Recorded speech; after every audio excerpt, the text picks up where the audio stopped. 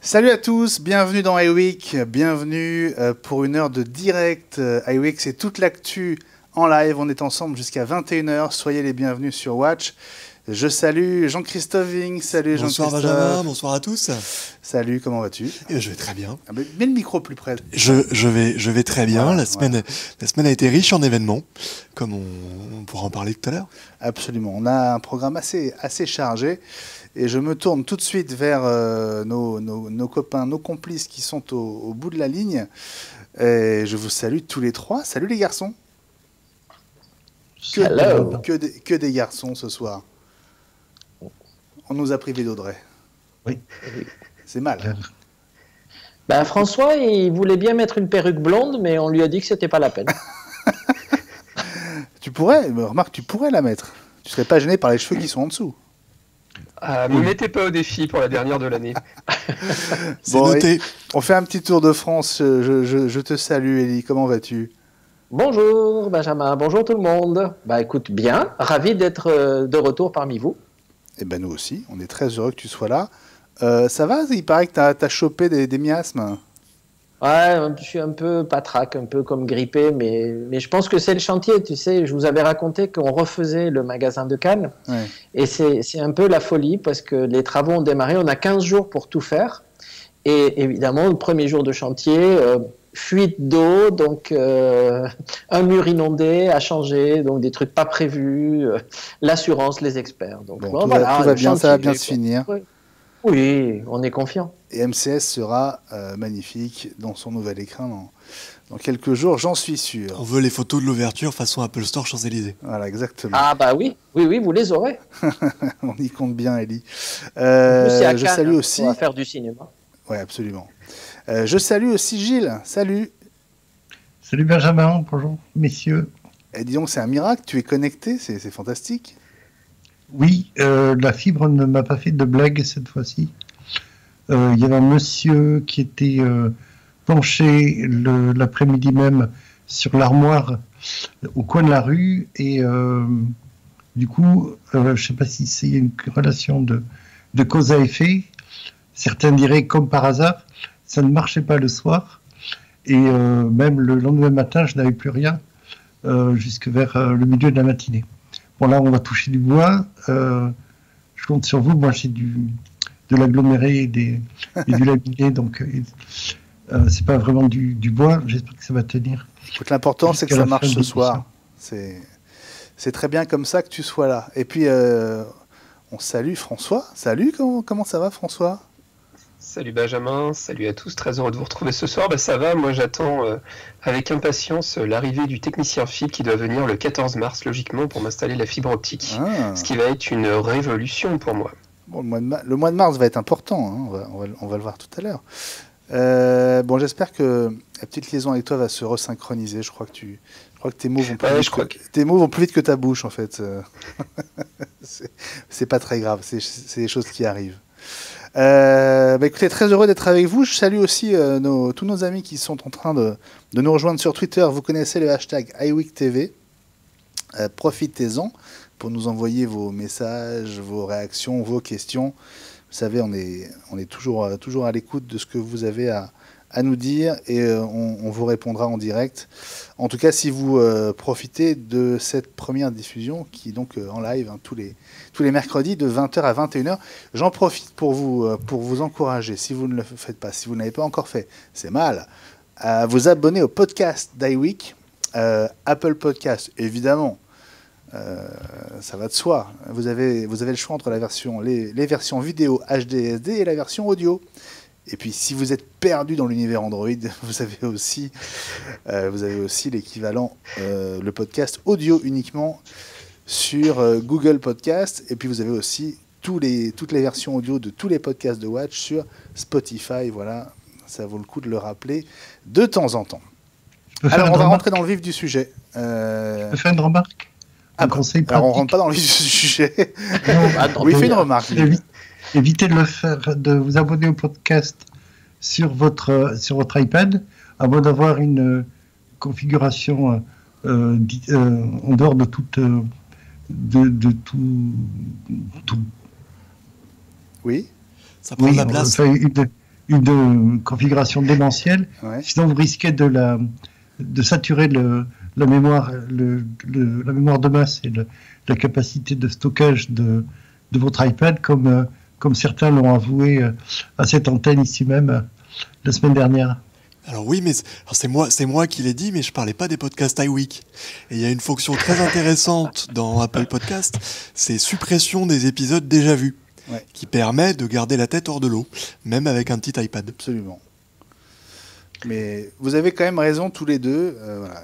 Il vaut mieux avoir un peu de place, ça se remplit vite, ces petites choses-là. Alors on va commencer par la première info de ce soir, et c'est une info qui concerne le mois de juin. En fait, c'est pas vraiment une info, mais c'est une rumeur. Une supposition. Une supposition. Une rumeur étayée. Assez avancée, voilà.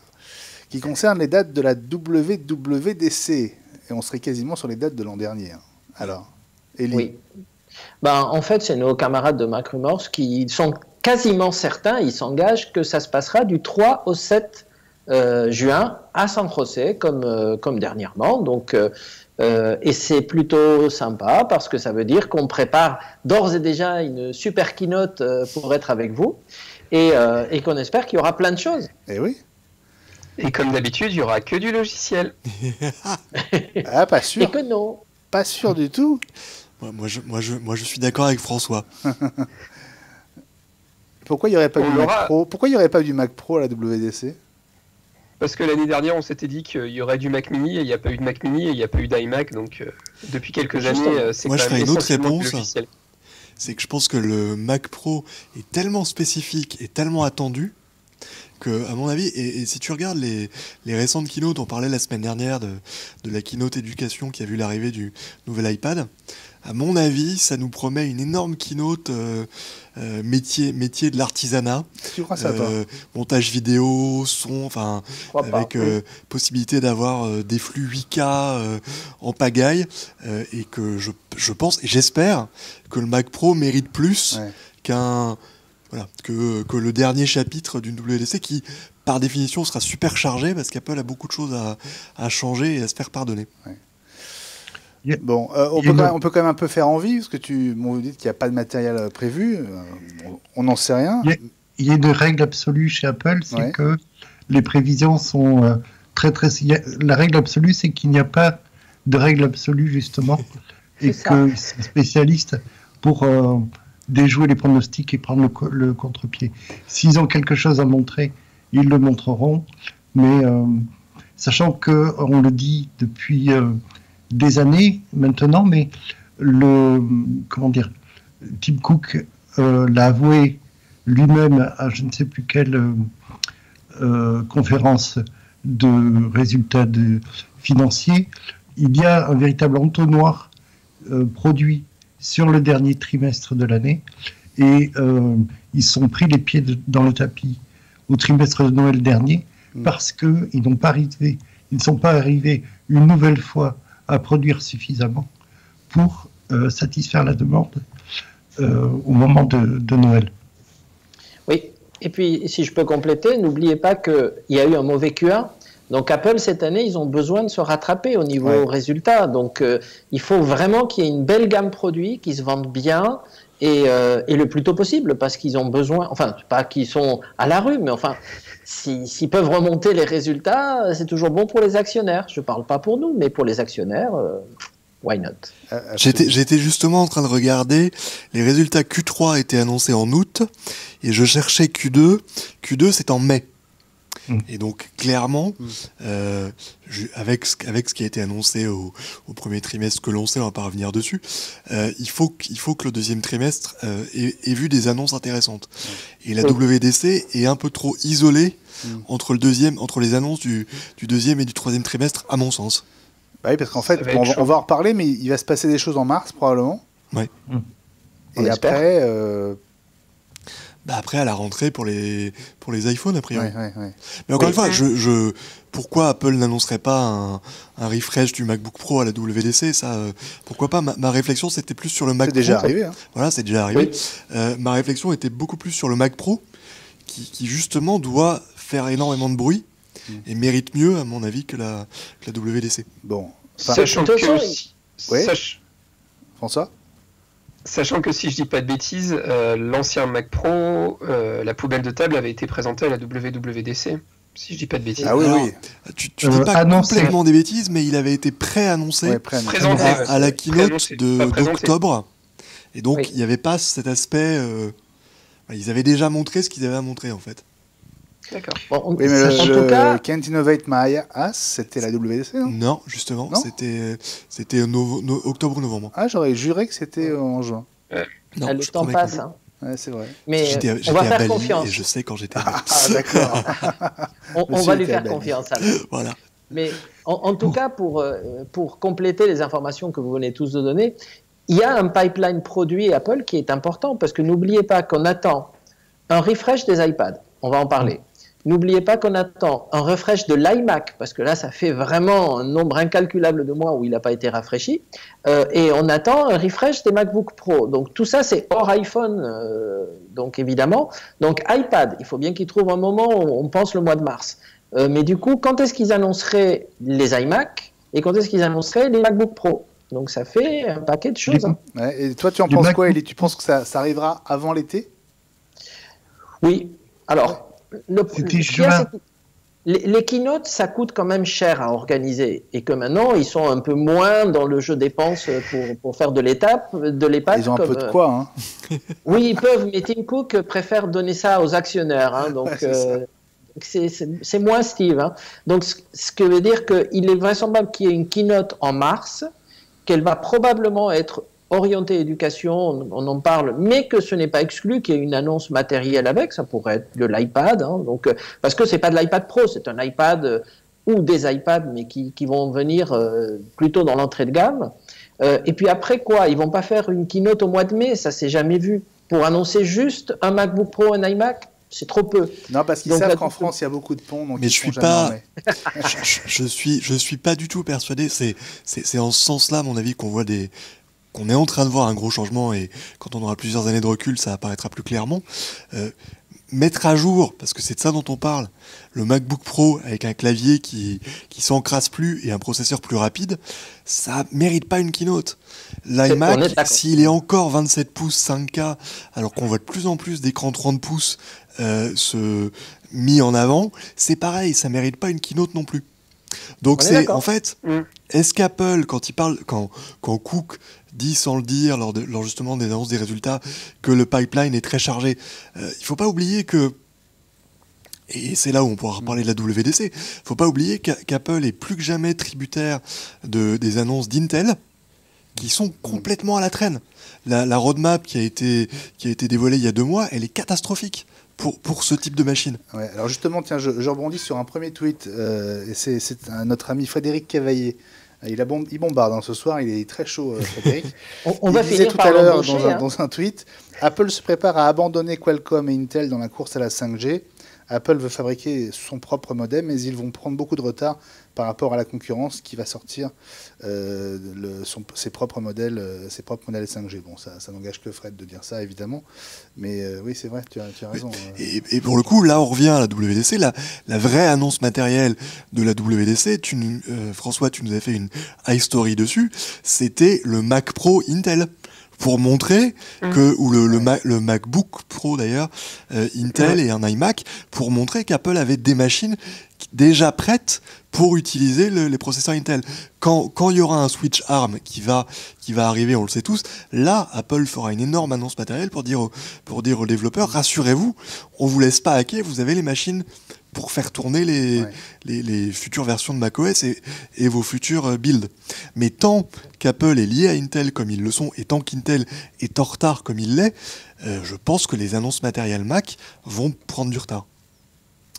Bon, en tout cas, il y a une mise à jour de matériel qui semble on va dire, se confirmer. Enfin, on parle toujours de rumeurs. Ça concerne un de tes sujets favoris, Ellie, c'est l'iPad mini, qui sera l'iPad mini 5, et les nouveaux iPads. Alors, selon les sources, on est plus ou moins précis sur la période à laquelle ça va arriver. Mac Rumors, ils sont assez larges. Hein. Ils disent première moitié de 2019. Bon, oui. Ils prennent pas beaucoup de risques. C'est assez fou. Ça. La keynote de mars qu'on envisage a été annoncée hier, reprise par la Terre entière, mais annoncée hier par BuzzFeed, le journaliste qui couvre la Silicon Valley, qui a un nom imprononçable, donc je vais pas m'y risquer, a annoncé qu'il y aurait une keynote pour parler justement des nouveaux services Apple, que serait le kiosque presse numérique et peut-être enfin le kiosque vidéo avec les futures séries. Boum, ça arrive. C'est ce papier-là. Voilà, c'est ça. Mais dans le même article où John Pagskowski. Voilà, bravo Benjamin. Mais j'ai sans doute mal prononcé. Beaucoup plus courageux que moi. Et dans le même article ou dans un tweet qui a suivi, il annonçait qu'a priori les nouveaux iPads, donc les iPads entrée de gamme, ne seraient pas annoncés à ce moment-là. Et alors je suis pas toujours d'accord avec notre ami. Je suis souvent en profond désaccord avec notre ami René Ritchie de iMore, mais pour le coup, je lui décerne le tweet de la soirée dans lequel il disait « Parce qu'évidemment, pour consulter les nouveaux contenus d'Apple, un nouvel iPad et un nouvel iPad mini, ça sert à rien ». En étant évidemment sarcastique. Ce serait totalement incroyable qu'Apple n'en profite pas pour mettre en avant justement des petits iPads ou des iPads pas chers en disant vous voulez lire toute la presse magazine qu'on vous fournit avec notre nouveau service, ou vous voulez regarder nos nouvelles séries, achetez un nouvel iPad qui sera en plus un iPad mini qui tient dans la poche. Enfin voilà. Oui. Alors, il est extrêmement le journaliste de BuzzFeed est extrêmement bien informé, mais là je n'y crois pas. Alors on va juste faire attention parce que le risque c'est qu'on mélange les infos. Là le papier de BuzzFeed auquel tu fais référence, Jean-Christophe, il pointe une annonce, un événement qui aurait lieu au Steve Jobs Theater, donc à l'Apple Park, le 25 mars, et qui concernerait, on va dire, des services sur abonnement. Oui.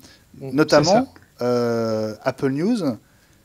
Qui deviendrait un vrai service payant. En tout cas aux États-Unis. Apple deviendrait un média en tant que tel, ce qui est juste une annonce énorme si elle se confirme. Alors, c'est une annonce énorme, mais c'est aussi une confirmation. Oui. Puisqu'Apple a racheté, il y a 6 mois, j'ai plus la date en tête, Texture, qui est l'équivalent pour les Français qui s'en servent du kiosque, K-I-O-S-K, ou de SFR Press. Oui. En gros, c'est une app qui permet d'accéder à des publications papier sous forme de PDF et avec l'avantage d'être couvert par un abonnement mensuel, ce qui fait qu'on peut télécharger tous les magazines hebdomadaires ou quotidiens et lire jusqu'à plus soif. En fait, c'est Apple Music pour la presse papier, pour faire simple. Oui, moi j'ai ça, je m'en sers et c'est super. J'arrive pas à tout lire, mais c'est génial. Moi aussi. Et ça a un avantage, c'est que comme on parle de presse papier, ça n'a pas besoin d'un iPad surpuissant. Donc ça a tout pour marcher main dans la main avec un nouvel iPad à $300. Ouais. Alors, avant de parler du matériel, moi, je pensais juste à l'importance stratégique que ça a pour les médias en général et pour la presse en particulier. Oui. Et notamment pour la presse française. Voilà. Alors, ça risque d'être une annonce purement US au début. Voilà. Hein. En fait, Texture est un service américain. Donc, en effet, on peut supposer qu'Apple a repris les accords de ce service américain et donc que la presse américaine sera servie en premier. Il faut rappeler quand même que... Servi ou desservi, j'en sais rien. Voilà, ou desservi, on va parler des chiffres dans un instant. Il faut savoir que Apple News, dans sa forme US, n'est toujours pas accessible au Canada.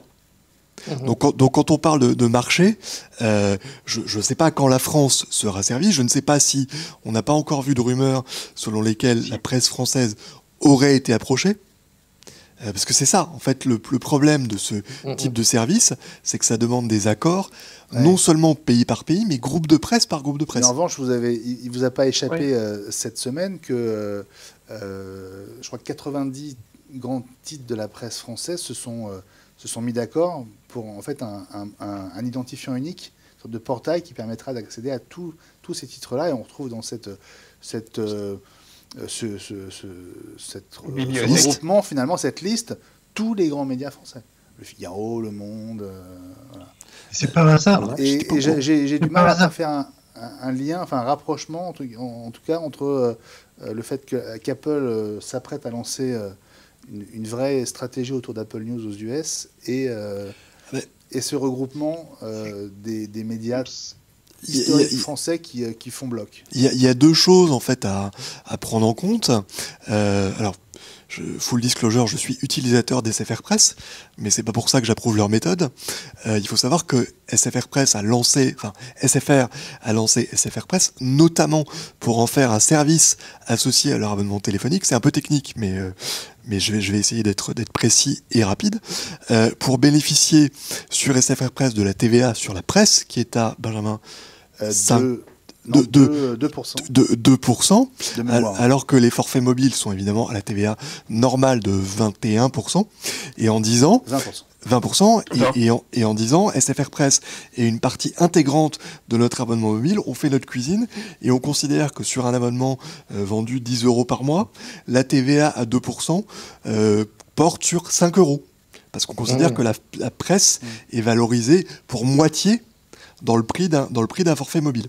Donc c'est un tour de passe-passe, Bercy s'en est mêlé, c'est en train de changer, mais clairement, la presse devient, pour un opérateur mobile, un produit d'appel. Et il y a énormément de médias qui refusent d'entrer dans le jeu. C'est pas un hasard si dans SFR Press on trouve surtout les hebdomadaires et quotidiens rachetés par le propriétaire d'SFR, Patrick Drahi. Donc, même sans parler d'Apple, le fait que la presse française se réorganise en disant on considère nous que notre contenu n'est pas à brader, et pour cela on se consolide entre nous avec ce système d'identifiant unique, c'est extrêmement intéressant, et ça prépare sans doute l'arrivée d'Apple. Mais je dirais que sans même parler d'Apple, la presse est déjà sous une pression monumentale dans le numérique. Voilà. Et on ne peut pas, je ne pense pas malheureusement que le service d'Apple soit accessible en Europe et encore moins en France rapidement pour les questions d'accord qu'on envisageait tout à l'heure. Et on va juste rappeler que Apple News, dans les notifications, et je parle de la France, crée un boost de l'audience des articles qui sont sélectionnés par Apple. C'est énorme. Il y a des éditeurs qui seraient prêts à payer sans doute très cher pour que leurs articles soient privilégiés. Exactement. Et le problème, c'est qu'il y a un algorithme aléatoire et on ne sait pas pourquoi certains articles atterrissent dedans et pas d'autres. J'en suis pas sûr que ce soit un algorithme. C'est pas qu'un algorithme. Ce qu'il y a, c'est que c'est une boîte noire. Ouais. C'est-à-dire qu'Apple n'explique pas comment ils font leur tri, mais il y a bien une équipe, y compris francophone, sinon française, qui fait le tri aujourd'hui. C'est pas uniquement un algorithme. Après, il y a effectivement des trucs bizarres qui passent dans le fil, on est d'accord, mais... Il y a eu le compte de la coiffeuse. Et en tout cas, normalement, il y a une sorte de liste blanche. Il ne tape que dans une grosse vingtaine de médias de mémoire. C'est ça. Bon, écoutez, on va pas faire toute l'émission dessus, d'autant qu'on en reparlera, Jean-Christophe, dans quelques semaines, sans doute autour du 25 mars. Mais juste pour que vous compreniez, parce que c'est la fin mars, on a des rumeurs sur 2 événements distincts. On a cet événement où il sera beaucoup question d'Apple News et d'offres sur abonnement. Et puis, il y a un événement lié sans doute à l'iPad mini, qui est annoncé pour, grosso modo, la même période. Alors, je rejoins Ellie là-dessus. Ils vont les mélanger. Je ne vois pas Apple faire 2 keynotes en mars. Ouais. Non. Donc, on aurait un seul événement en 2 parties avec des iPad et iPad mini et Apple News pour simplifier. C'est très logique. Pardon, Ellie. T'en prie. Non, vas-y. Parce que là, pour le coup, on a une date. Hein. Oui. Hein, si elle se confirme, mais je viens. D'après BuzzFeed, mais. Voilà, là, clairement, la date qui serait retenue, c'est le 25 mars. Pour revenir à ce qu'on disait tout à l'heure en parlant des résultats qui viennent d'être annoncés, Apple ne peut pas décemment dire les services et se contenter de vendre du stockage iCloud. À un moment, de la même façon, nos confrères de MacG ont publié un article très intéressant dimanche sur les séries et films dont la presse spécialisée se fait l'écho, aujourd'hui, on n'est plus dans il n'y a pas de fumée sans feu. C'est forcément, ça va arriver et on ne peut pas engager des milliards de dollars sans que ça sorte un jour. Donc Apple va forcément montrer des choses. Est-ce que c'est ça dont parle BuzzFeed? Sans doute. Après, moi, le doute que j'ai, c'est effectivement sortir un nouvel iPad mini. C'est quand même un iPad parfait pour les e-books. On sait que iBooks est devenu Books, a été réagencé. Il y a plus d'éditorial, il y a plus de critiques. Donc c'est pareil, ça fait sens pour lire ce genre de choses d'avoir un iPad mini. Je n'arrive pas à croire, mais je peux me tromper et je suis prêt à manger mon chapeau, qu'en fait les deux événements n'en fassent pas qu'un, parce que justement c'est parfaitement logique, pour prendre un terme franco-français, qu'on annonce une liseuse après avoir annoncé du contenu. D'accord, donc toi tu privilégies plutôt deux événements distincts. Non, non. Un événement dans lequel il y aura regardez nos bons contenus. Un seul événement pour les deux sujets. Et on facture ça pour $15 par mois. L'année dernière. L'année dernière, c'est ce qui s'était passé lors de la keynote Educ. Exactement. Bon, donc on peut partir sur on va dire, une hypothèse. Le 25 mars, ça tombe quel jour le 25 mars? Est-ce que vous avez un agenda? 4 jours après le printemps. Un calendrier sous les yeux. On va te dire. Bon, en tout cas, sur Twitter, vous êtes avec nous et c'est très chouette de vous avoir. 15, 22, c'est un mardi. C'est un mardi, ça. C'est un lundi. Non, lundi. Un lundi. Non? Oui, un lundi. J'ai pas regardé, j'ai calculé de tête, donc je peux. Bon, alors un lundi. C'est un début de semaine, donc c'est plutôt dans les jours qu'Apple aime bien en général. Je voudrais vous saluer, vous qui êtes avec nous sur Twitter en direct en ce mercredi soir. Il est 20h27 et on est évidemment en live. Je voudrais saluer Eric Alliot. Bonsoir à tous devant iWeek TV. Eric, on est ravis que tu sois avec nous. Didier Méance, lui aussi, il est devant sa télé pour regarder ce nouveau numéro d'iWeek sur Watch. Let's Rock, dit-il. Walter, notre ami Walter, lui qui est dans le Nord, si je me souviens bien, nous dit coucou la team iWeek. Personne n'est malade. Bah si, on a Ellie qui est coup-ci coup-ça. Mais il survit. Mais fidèle au poste quand même. Voilà, et fidèle au poste quand même. Bah, c'est vrai, disons que qui vente, qui neige, tu es là, c'est vraiment super, Ellie. Mach Laurent Petit, l'une de mes rencontres du mondial de l'auto, que je salue. Bonsoir à tous, de retour parmi vous. Bah, voilà, tu nous as manqué, mais maintenant que tu es de retour, tout va bien. Et puis Joël Perron est là lui aussi. Bonsoir à toutes et à tous. Frédéric Tesson, salut et bonne émission à vous tous. Seb nous demande pourquoi le direct ne marche pas sur l'Apple TV. Alors ça, je vais pas dire que c'est pas de notre faute, mais c'est un problème qui est lié à Dailymotion et qu'on essaie de traiter depuis plusieurs semaines. On va trouver une solution, mais c'est vrai que c'est embêtant. Je vous l'accorde. Désolé Seb pour le direct. Après, il y a d'autres messages avec des questions. On va les prendre progressivement. Sur les iPad mini. Elie, est-ce que tu as des choses à dire de plus que la semaine dernière? C'était juste un scoop pour juste apporter un peu de sel au débat qu'on vient d'avoir. À l'instant, donc il y a exactement 1 minute 30, MacRumors vient de sortir une news en disant que le service vidéo serait annoncé en avril-mai.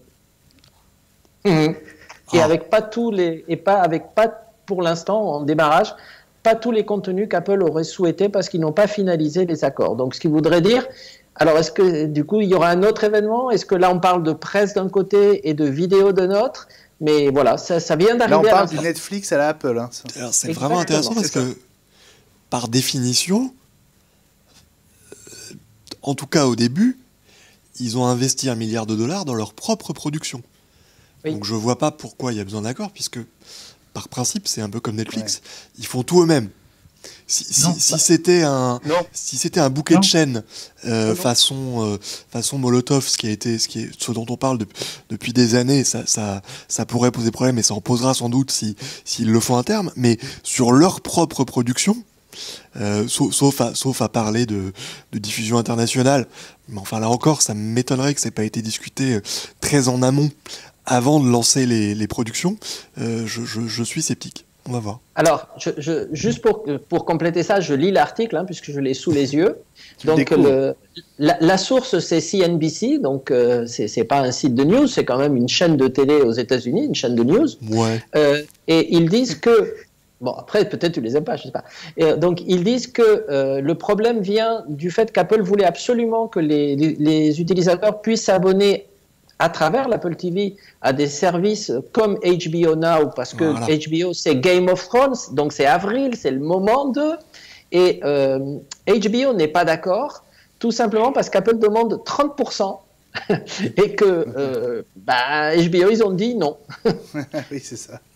Oui, alors 30% de Game of Thrones, ça fait... Non, mais vous imaginez, si Apple peut annoncer qu'ils diffusent Game of Thrones dans leur service, c'est une énorme façon de vendre de l'abonnement. Alors attends, parce que il faut pas confondre deux choses.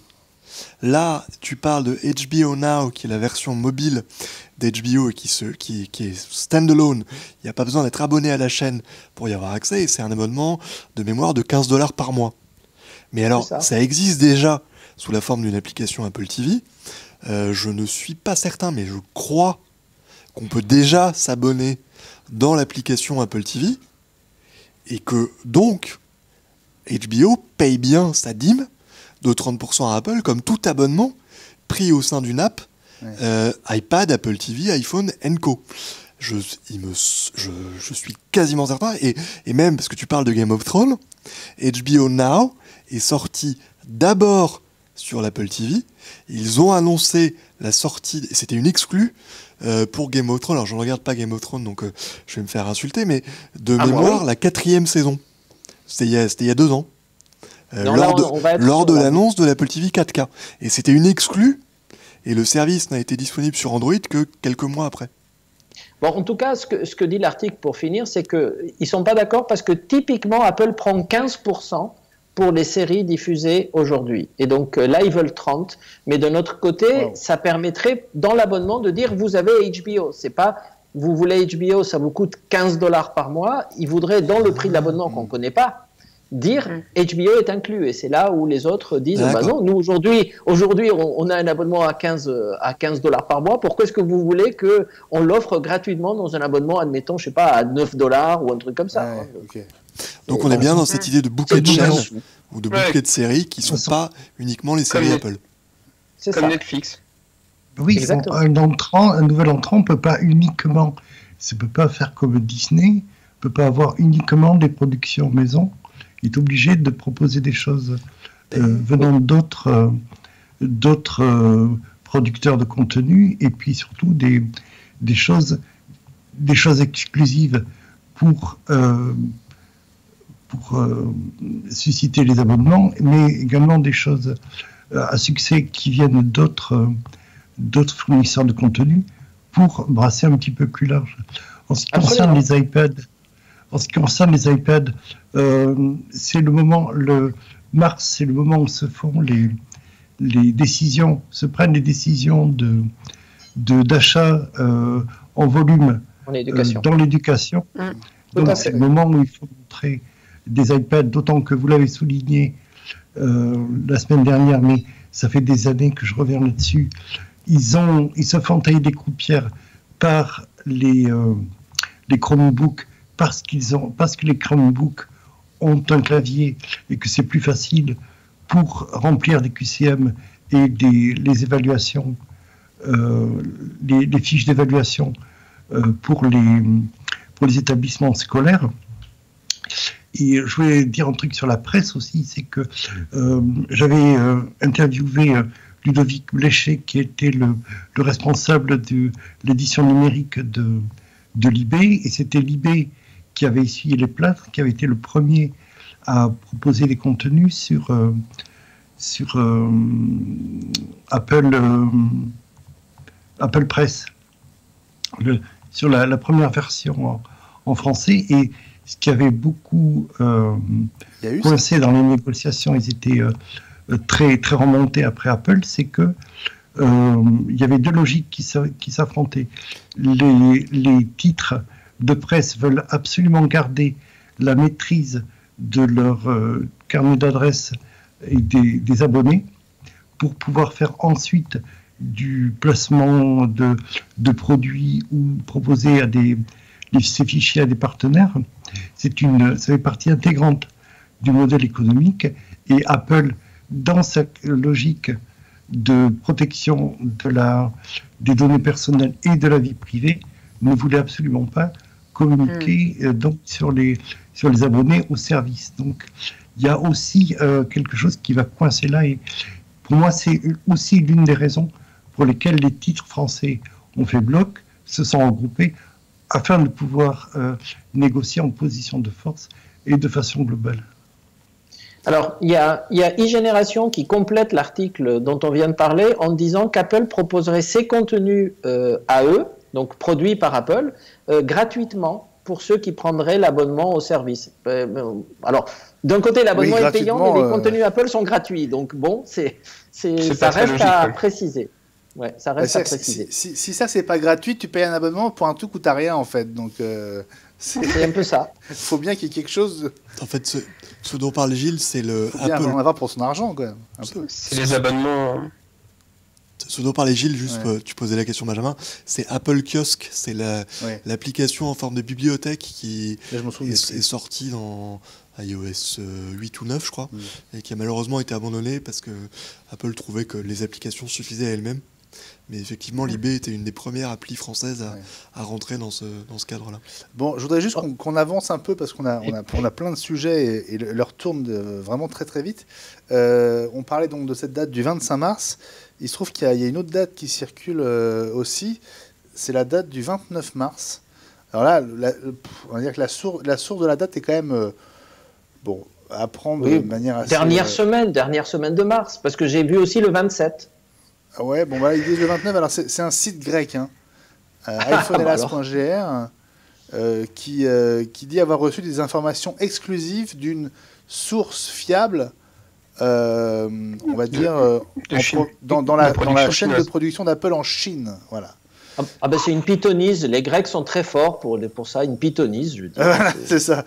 Et donc les précommandes des AirPods 2, du AirPower et des nouveaux iPads démarrerait selon eux le 22 mars avec une livraison en magasin qui commencerait une semaine plus tard, le vendredi 29 mars. Ça a été contredit assez rapidement par d'autres sites qui ont dit il y aura le nouveau boîtier de charge par induction et les AirPower certainement, mais les AirPods 2, donc avec plusieurs couleurs, etc., arriveraient en même temps que les nouveaux iPhones parce que ça ferait plus de buzz et ça serait dans la saison d'achat de Noël. Ouais. Donc, alors voilà. S'ils les produisent aussi bien que les premiers... on les aura dans 2 ans. Ça va être long. Les achats de Noël pour les premiers AirPods, c'est une vaste blague. Quand même. Ça va être une catastrophe. Et tu sais que tu parles du produit qu'on a le plus vendu, le plus difficile à trouver et le plus vendu. C'est un produit, ça se vend, c'est incroyable. J'adore les miens, je dis juste que il faut au contraire les sortir en mai pour espérer qu'on en est sous le sapin. C'est ça. C'est ça. Alors, il y a deux sujets il y a des questions sur les AirPods aussi, donc c'est un sujet qui vous intéresse. Joël voulait qu'on en parle, donc ça tombe bien. Et puis il y avait une autre question, si je la retrouve. Je pense que c'est Brassy 31 qui nous disait: bonsoir les amis, Apple s'intéresse beaucoup à la santé. Pensez-vous que les nouveaux AirPods pourront aussi faire office de prothèse auditive? Wow. Il y a déjà des pré-fonctionnalités. Oui, Ellie nous avait présenté ça. C'est une nouveauté d'iOS 12. Ellie, tu veux en dire un mot? En fait, pour l'instant, c'était une petite astuce qui permettait d'utiliser le micro de l'iPhone et de faire entendre le son. Donc, il suffirait de poser l'iPhone sur la table, par exemple, et on entend le son dans les AirPods. C'était une façon d'utiliser la combinaison des deux. Mais là, on a entendu dire que les nouveaux AirPods ou AirPods 2 auraient des capacités d'amélioration d'écoute pour les personnes malentendantes. Alors, est-ce qu'ils vont utiliser des micros plus sensibles ou des réglages différents? Parce que finalement, des prothèses auditives, c'est des micros que tu as dans l'oreille et avec un dispositif dedans. Donc, un AirPod pourrait être une prothèse auditive avec les réglages qui vont bien et des micros très sensibles. Ouais. Et un filtre d'un certain spectre. Oui, exactement. Oui, ça... Mais donc, qui dit que les AirPods 2 ne seront pas plus discrets? On ne sait pas. Bon, tout ça, on tourne autour du pot. Tout ça sera le même jour. Oui. sans doute. Hein les AirPods 2, pas sûr. Mais je suis assez d'accord avec ce que disait Ellie. C'est tellement un produit leader, même si je me suis moqué et je me moquerai l'année prochaine, enfin dans quelques mois, je les vois plus effectivement en septembre pour aller avec des nouveaux iPods que comme ça à la faveur du printemps. Nouveaux iPhones, pardon. Comme ça à la faveur du printemps. Même si moi j'ai mon micro gauche qui marche plus, donc il va falloir que j'en change et j'aimerais bien que les nouveaux sortent bientôt. Mais j'y crois moins. Et c'est assez logique.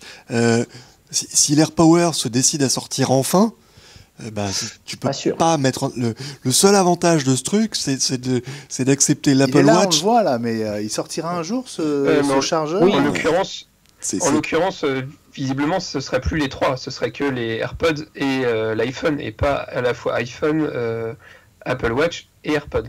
Pourquoi ? C'est dans les photos. Des rumeurs. Ouais, d'après certains modèles qu'on a vu passer, oui, il y aurait plus les trois. Pour le coup, la Watch, tu la charges déjà en induction. Le galet, c'est de la charge d'induction, donc ça me paraît être la plus simple à gérer sur un AirPower. Le problème, et notamment Ellie qui sait tout sur ces sujets-là, il y a déjà des chargeurs qui chargent plusieurs appareils. Moi j'en ai un. Oui, bien sûr. Moi aussi. J'ai combien d'appareils ? Alors, le mien c'était un Kickstarter, c'est assez malin, je vous l'apporterai si ça vous amuse.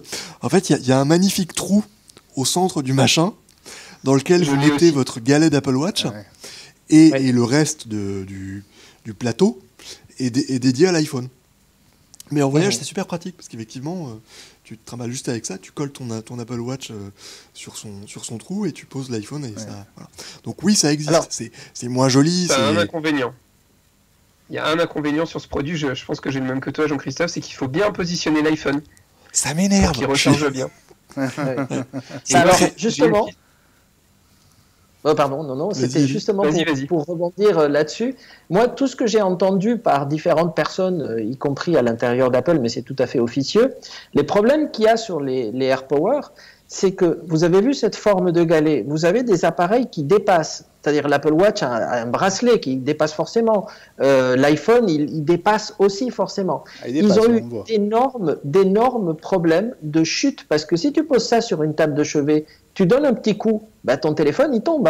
Donc il semblerait que la version qu'Apple essaye de produire maintenant a une sorte de surface antidérapante. Ils appellent ça anti-grippe aux États-Unis. Grippe, pas comme la maladie, mais plutôt voilà.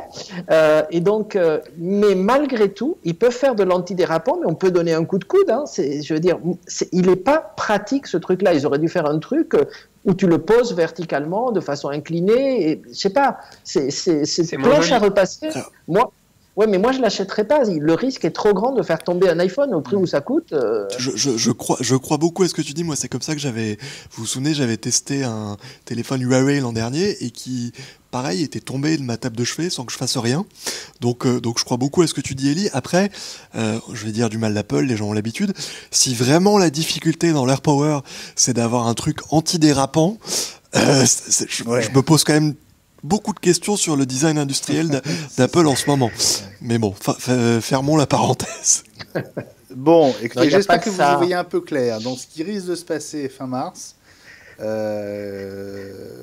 l'iPad, le nouvel iPad mini, des services sur abonnement, notamment pour les US en tout cas, notamment autour d'Apple News. La vidéo, ce sera pour plus tard, légèrement plus tard, sans doute avril-mai. Et puis peut-être des jouets qu'on attend depuis longtemps, les nouveaux AirPods.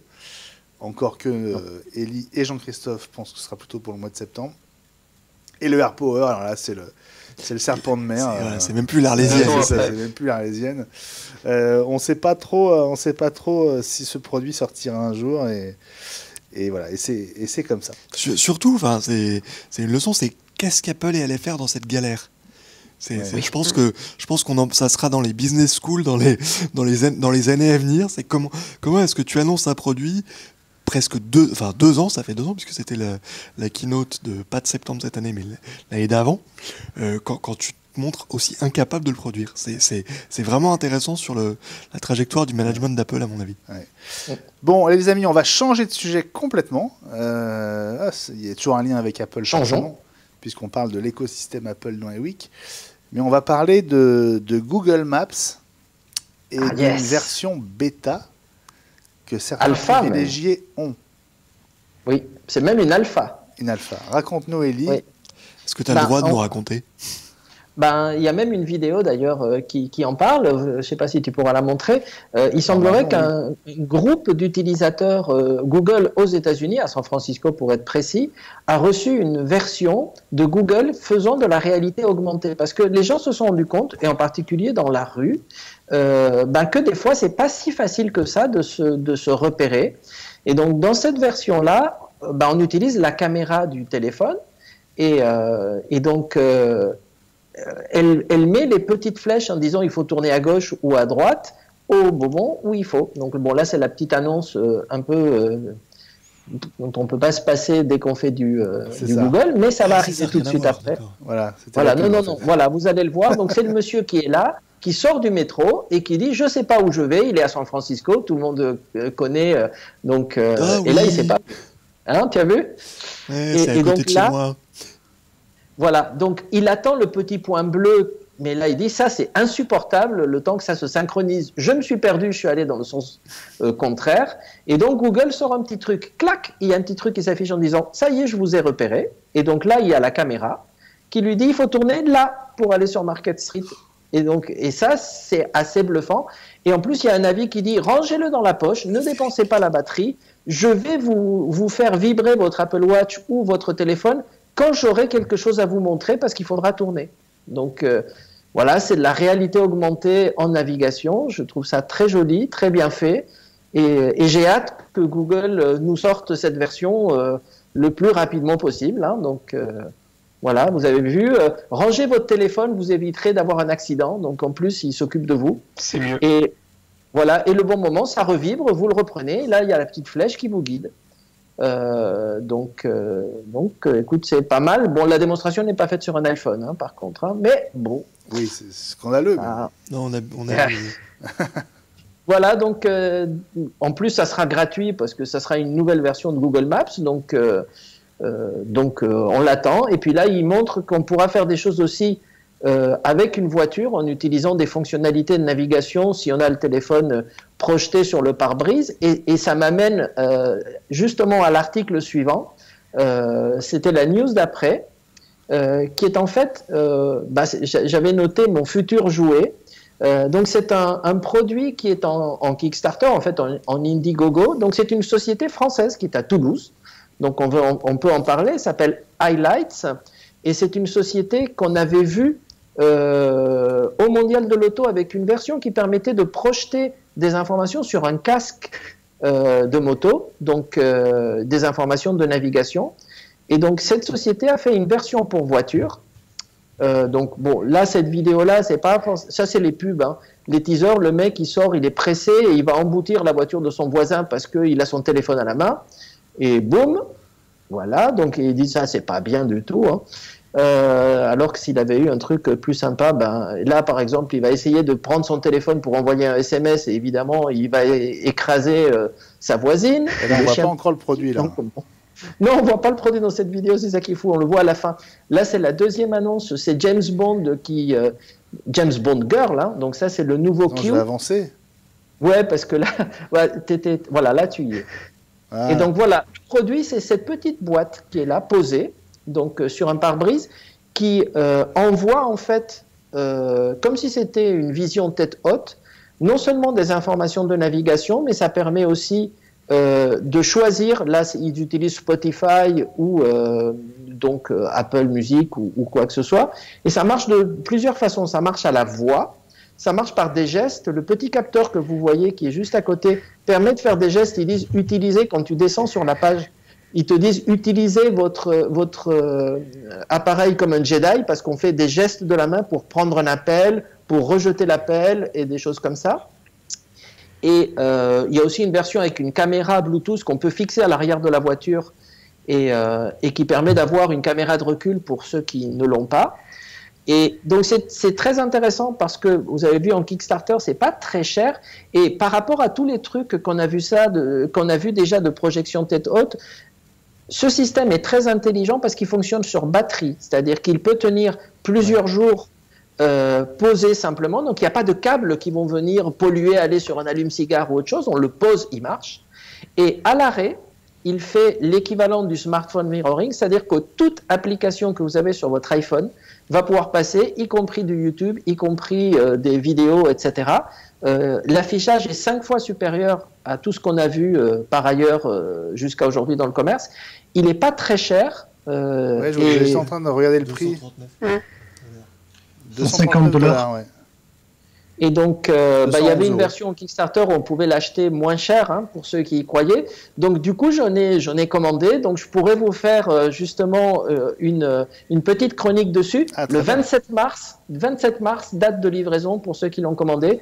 Et la société est à Toulouse, donc une société. Donc, il se passera quelque chose le 27 mars de toute façon. C'est une bonne nouvelle. Et puis ça marche, ils ont récupéré 130 000 € déjà. Hein. Et il reste 3 semaines de Kickstarter pour continuer à grossir les fonds. C'est une très bonne nouvelle pour eux, tant mieux. Ellie, tu t'es arrêté sur un papier de MacG qui fait une distinction assez subtile entre travailler chez Apple et travailler pour Apple. Explique-nous un peu pourquoi cet article t'a apparemment beaucoup plu. En fait, je voulais donner aussi mon avis personnel pour compléter cet article. En fait, il parle des sociétés aux États-Unis, ça s'appelle des contractors, c'est-à-dire c'est des gens qui travaillent pour Apple, mais pas chez Apple.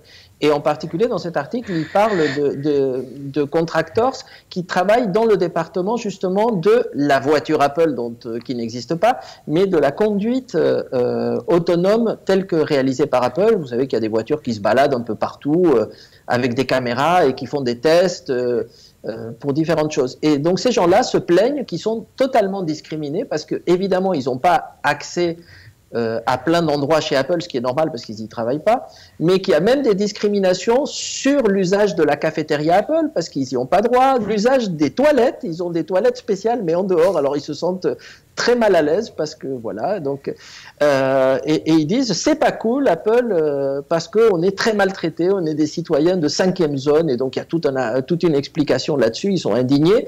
De notre côté, ils travaillent pas pour Apple et à mon avis, ils sont quand même bien payés. Donc, mais ça m'a beaucoup fait rire parce que c'est en tête d'article qui est dire travailler pour Apple n'est pas du tout comme travailler chez Apple. Et j'avais dit, mais ça c'est la phrase de la décennie parce que nous, les revendeurs Apple, qui travaillons pour Apple depuis 39 ans maintenant, nous, mais certains plusieurs 10 ans, 15 ans, 20 ans, on travaille pour Apple, mais on ne travaille pas chez Apple. Et la différence, elle est énorme. À tous les niveaux. Donc, comme je les comprends. Voilà, si vous voulez en savoir plus, on vous renvoie vers ce papier de notre ami Florian Innocente de MacG. Qu'on salue. Qu'on salue absolument. On connaît copain. tous ici. Un câble Lightning malicieux, c'est le moins qu'on puisse dire. Capable de siphonner un iPhone, par exemple. Vous avez vu ce câble comme nous? Alors, c'était dans 01net en plus, hein, donc c'est une revue qui, normalement, est sérieuse. Et ce câble, qui ressemble comme 2 gouttes d'eau à un câble Lightning, aurait à l'intérieur un petit composant Wi-Fi qui permettrait d'envoyer des commandes, donc Wi-Fi. Alors après, comment est-ce qu'il se connecte et à où, je ne sais pas. Envoyer des commandes à l'ordinateur et non pas au téléphone. C'est-à-dire le Lightning, c'est juste une histoire pour utiliser une appli qui permettrait de prendre le contrôle. Après, ça envoie des commandes en USB. Alors, ce qu'on ne sait pas, c'est ce que c'est sur un PC plutôt, parce que n'oubliez pas qu'un iPhone, ça se connecte aussi sur un PC, hein, ou sur un Mac, parce que je vois mal comment on pourrait piloter un Mac à distance et faire des choses très méchantes. Sur un PC, c'est plus facile. Hein, mais ça fait longtemps que j'ai pas utilisé iTunes pour Windows, mais sur Mac, dès que vous branchez un quelconque appareil iOS en Lightning, vous avez un avertissement, autoriser la connexion au Mac, faire confiance à cet iPhone, il faut rentrer le code de l'iPhone, enfin c'est toujours pareil, c'est-à-dire que des failles il y en a, après c'est aussi, comme on dit en bon anglais, un sanity check. Si vous acceptez, si vous rentrez le code sans savoir d'où vient le câble, enfin voilà. En tout cas, le hacker, problème d'Apple, quoi. Non, bien sûr. Et le hacker qui a fait cette démonstration l'a fait à partir d'une application iOS. À mon avis, ça m'étonnerait qu'Apple l'approuve. Il reste très longtemps, en tout cas sur l'Apple Store, si elle y est. Où on reparle des certificats entreprises comme la semaine dernière. C'est ce que je voulais dire. C'est Facebook en fait qui va l'autoriser. C'est ça. Bon, il ne nous reste pas beaucoup de temps. Jean-Christophe, tu étais venu la semaine dernière avec des bracelets. Oui. Tu nous en parles, sinon tu vas encore repartir avec. Allez. Alors, vous savez que l'Apple Watch a changé cette année. On est sur l'Apple Watch 4 et elle a grandi, l'Apple Watch. On avait, alors oui, je finissais mon intro. Il se trouve que il y avait avant un modèle 38 mm et un modèle 40 mm qui est devenu 40. 40, non, il y avait 38 et 42. 38 et 42, voilà, et c'est devenu 40 et 44. Et les bracelets, en fait, grand modèle, petit modèle, étaient compatibles entre eux. Donc on pouvait réutiliser, si on prenait un grand modèle, le bracelet qu'on avait avant. Mais, je sais pas pour vous, pour moi, j'ai essayé les deux et le grand modèle était trop grand. Je suis passé au petit modèle. Donc, impossible d'utiliser mon fidèle bracelet Hermès, je fais pas de pub, que j'avais acheté à grands frais il y a quelques années. Ah ouais. Et donc, il a fallu que je cherche une solution. J'ai regardé le prix des bracelets Hermès, réévalué cette année, et effectivement, on est quand même à 369 € pour le bracelet le plus simple, jusqu'à 569 pour le grand bracelet. Donc je me suis dit que non, c'était pas raisonnable, et surtout que le bracelet, le cuir Hermès, en fait, m'avait un peu déçu. Il est très fin et il vieillit mal. Donc j'ai cherché une autre solution. Et vous savez qu'il y a beaucoup d'alternatives pour des bracelets, mais l'avantage c'est que on a la chance d'avoir des bracelets français. J'ai donc testé, je ne sais pas si on les voit. Faut que tu les montres. Le bracelet de Norev. Oui. Montre-le-nous, parce que la boîte... Comme les voitures. Mais il faut... Moins intéressant. Tu peux me montrer là-haut Non. Non. Je le montre. Alors moi, je vais vous montrer déjà à quoi ça ressemble sur le site. Voilà, c'est un bracelet en cuir pour montre Apple Watch. C'est un bracelet en cuir qui est un peu cher, mais donc beaucoup moins cher que la version Hermès. Je vais faire et que je trouve moi très élégant. Le cuir est bien résistant. Il est bleu, j'aime le bleu. Il y a plein de couleurs. Et surtout, ils ont... C'est peut-être un détail pour vous, mais pour moi, ça veut dire beaucoup. Les attaches, en fait, reprennent le métal de l'Apple Watch. Vous savez que là, c'est une Apple Watch argent, pas aluminium, et justement ça épouse bien. Je ne sais pas si on voit bien à la caméra. Oui. Non, on voit pas bien, mais il faut conclure, Jean-Christophe. Donc voilà, plus le temps. Le bracelet de Norev est très chouette, et je parlerai la semaine prochaine ou plus tard des bracelets band. Bon bah ok, bah voilà. Allez. Merci Jean-Christophe. Bah voilà les garçons, merci beaucoup d'avoir été là tous les quatre. Merci beaucoup à Ellie, à Gilles. Salut Gilles, à très vite dans les week. Et salut François. On vous a pas beaucoup entendu ce soir, donc on vous enverra des vitamines aussi. À bientôt. On a peut-être trop monopolisé la parole. Je viendrai pas la semaine prochaine pour laisser mes camarades parler. Bon, en tout cas, merci d'avoir été au rendez-vous. L'émission sera dispo en replay très vite. Nous, on se retrouve la semaine prochaine, mercredi 20h en direct pour un nouveau numéro d'iWeek. Salut à tous, portez-vous bien. Les programmes continuent sur Watch. Ciao. Ciao.